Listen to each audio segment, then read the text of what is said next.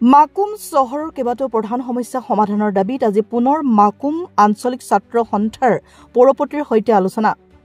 মাকুম চহৰৰ কেইবাটাও প্ৰধান সমস্যাসমূহৰ সমাধানৰ দাবীত যোৱা ইংৰাজী 5 ফেব্ৰুৱাৰী 2025 তাৰিখে মাকুম আঞ্চলিক ছাত্ৰ সন্থাই মাকুম পৌৰসভাৰ পৌৰপতিগৰাকীক সাক্ষাৎ কৰি এখন স্মাৰক পত্ৰ প্ৰদান কৰিছিল।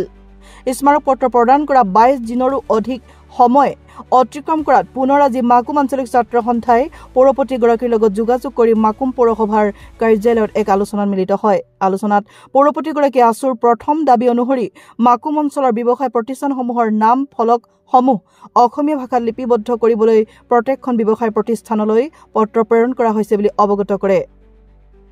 মাকুম অঞ্চলৰ বিভিন্ন ঠাইত বেকা হৈ থকা বিদ্যুতৰ খুঁটা, টেলিফোন এক্সচেঞ্জৰ খুঁটা আদি নিৰাপদৰ ব্যৱস্থা কৰিবলৈ বিদ্যুৎ বিভাগলৈ পত্ৰ প্ৰেৰণ কৰাৰ লগতে ড্ৰেইনৰ ব্যৱস্থাৰ ক্ষেত্ৰতো কাৰ্যকৰী কৰা হ'ব বুলি প্ৰতিশ্ৰুতি প্ৰদান কৰে পৌৰপতি বিপাশা বৰাই। তাৰোপৰি পৌৰপতিগৰাকীয়ে যান-জঁট সমস্যাৰ ক্ষেত্ৰতো আজিয়েই জিলা আয়ুক্তৰ সৈতে আলোচনাত মিলিত হ'ব বুলি মাকুম আঞ্চলিক ছাত্ৰ সন্থাক অৱগত কৰাৰ কথা সভাপতি শিৱা দাসে সংবাদ মাধ্যমৰ আগত জানিবলৈ দিয়ে। যোৱা ইংৰাজী 5 ফেব্ৰুৱাৰী 2025 তাৰিখে মাকুমৰ বিভিন্ন জ্বলন্ত সমস্যাৰ সমাধানৰ দাবীত আমি মাকুম আঞ্চলিক ছাত্ৰ সন্থাই মাকুম পৌৰসভাৰ পৌৰপতিত আমি এখন স্মাৰক পত্ৰ প্ৰদান কৰিছিলোঁ। আজি প্ৰায় 22 দিনতকৈ অধিক যিহেতু দিন সময় উকলিল, সেই গতিকে আমি পুনৰবাৰ মাকুম পৌৰসভালৈ আমি যোগাযোগ কৰিছিলোঁ। যোগাযোগ কৰাৰ পাছতে মাকুম পৌৰসভাই আজি এক আলোচনা মিলিত হ'বৰ কাৰণে আমি মাকুম ছাত্ৰ সন্থাই আমাক অৱগত কৰে।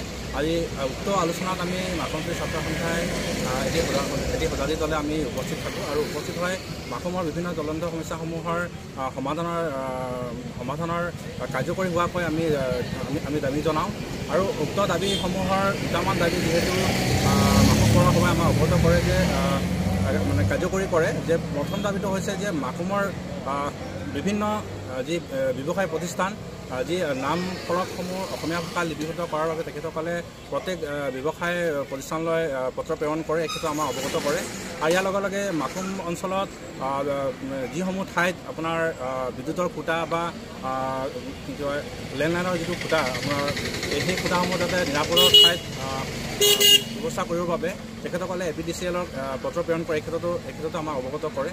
আৰু যিহেতু যিটো নলা নৰ্দমাৰ কথা কৈছে, নলা নৰ্দমাৰ ক্ষেত্ৰত চাফ চিকুণৰ বাবে তেখেতসকলে কৈছে যে মাকুমৰ আগন্তুক দিনত তেখেতসকলে মাষ্টাৰ ড্ৰেইনৰ ক্ষেত্ৰত মাষ্টাৰ ড্ৰেইনৰ ব্যৱস্থা যিহেতু কৰা হ'ব বুলি কৈছে। আৰু এই মাষ্টাৰ ড্ৰেইনৰ ব্যৱস্থা যিহেতু এতিয়া আপোনাৰ বহু সময় আছে, সেই গতিকে তেখেতসকলে কৈছে যে মাকুম অঞ্চলত যিবিলাক আপোনাৰ নলা নৰ্দমা যি বৰ্তমান সময়ত যি আপোনাৰ সুবিধাজনক যিহেতু নহয়, সেই ক্ষেত্ৰত তেখেতসকলে যাতে সুবিধাৰ বাবে যি ধৰণে যাৱতীয় ব্যৱস্থা গ্ৰহণ কৰিব লাগে তেখেতসকলে এই ক্ষেত্ৰত মানে আমাক প্ৰতিশ্ৰুতি প্ৰদান কৰে।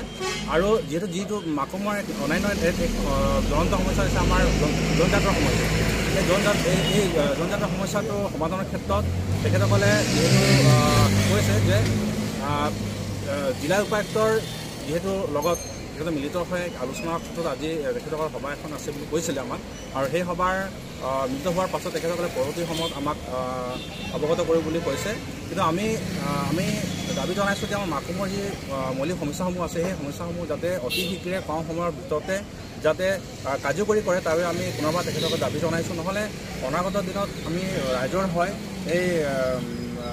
এক তীব্ৰ প্ৰতিবাদ আমি সাব্যস্ত কৰিম বুলি আমি তেখেতসকলক পুনৰবাৰ দাবী জনাইছোঁ।